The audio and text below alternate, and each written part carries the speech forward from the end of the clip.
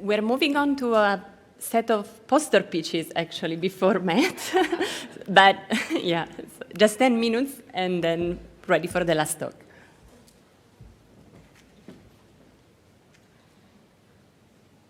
Greetings from Denmark.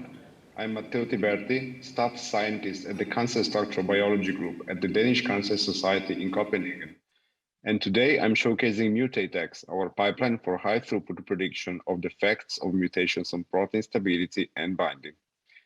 In our work, we routinely use the method and software FoldX to predict the effect of mutations on structural stability and binding. MutateX implements a completely automated FoldX protocol, shown here on the left, that predicts the effect of any possible mutation on stability and binding in a protein in a matter of hours or tens of hours on a single node, making use of parallel execution.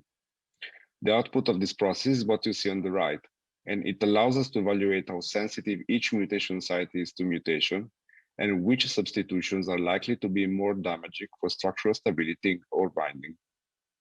I'll be happy to give you all the details at our poster. See you later. Hello, my name is Vasilios Voutsinos and I am a postdoc in Rasmus Hartmann Petersen's group and in the PRISM collaboration project, which is based at the University of Copenhagen. Here we study the Parkin protein, which is an E3 ubiquitin ligase, and together with PINK1, they are responsible for over 50% of the autosomal recessive juvenile Parkinsonism cases. Given that the majority of the known pathogenic single amino acid variants of Parkin destabilize the protein, we wanted to investigate how all the possible single amino acid variants of Parkin affect the stability of the protein. In order to achieve that, we utilized fluorescence activated cell sorting together with next generation sequencing. As a result, we derived this heat map, where as expected we found that the more ordered and structured regions of a protein are less tolerant to mutations. However, we also found some unexpected results, like this patch of disordered region of Parkin here, where mutations to more hydrophobic residues destabilize the protein, and also these robustly stabilizing mutations at the C-terminus of the protein.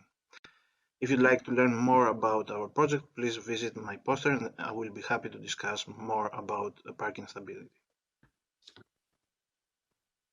Hi, I'm Yue Wang from UNC. The title of my poster is Integration Multi-omics Data with Saturation Mutagenesis Data to Assess Biological Impacts at the Systems Level.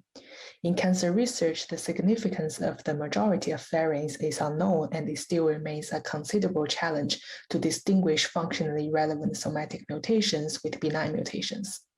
In order to assess different variant effects on the systems level, we will link variants with their downstream impact biochemical and regulatory networks. To fulfill our goal, we will integrate data from MAVE study with multi-omics data by semi-supervised machine learning.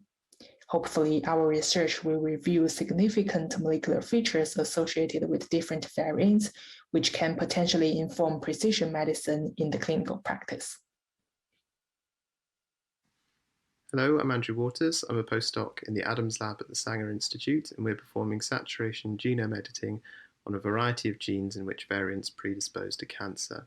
We've optimized the design, experimentation, and analysis of the SGE process. We focused our initial efforts on a gene called BAP1, but we've begun scaling experiments to target other genes. So please come to my poster, and I look forward to seeing you there. To avoid future pandemics, it's worth knowing which viruses and their host reservoirs may cause the next jump into humans. While we know that SARS-CoV and SARS-CoV-2 emerged from horseshoe bats in China, ecological efforts have revealed a diverse range of SARS-like coronaviruses and different types of horseshoe bats around the world. We know the interaction between the viral spike protein and the host receptor protein ACE2 is required for SARS-CoV infection, but due to protein sequence diversity on both the virus and host side, it's not clear which viruses can use which ACE2 orthologs. Using a fluorescence-based pseudovirus infection assay and transgenic ACE2 expressing cells, we tested which combinations of spike protein and ACE2 orthologs were compatible and saw a wide range of patterns, including SARS-CoV and SARS-CoV-2 used many ACE2 orthologs which may be related to their pandemic potential. Some of the uncharacterized viruses exhibited no entry with any ACE2 orthologs, suggesting they use a different unknown receptor protein. The other uncharacterized viruses showed species-specific patterns of compatibility, including clear compatibility with human ACE2 and are thus worth keeping an eye on.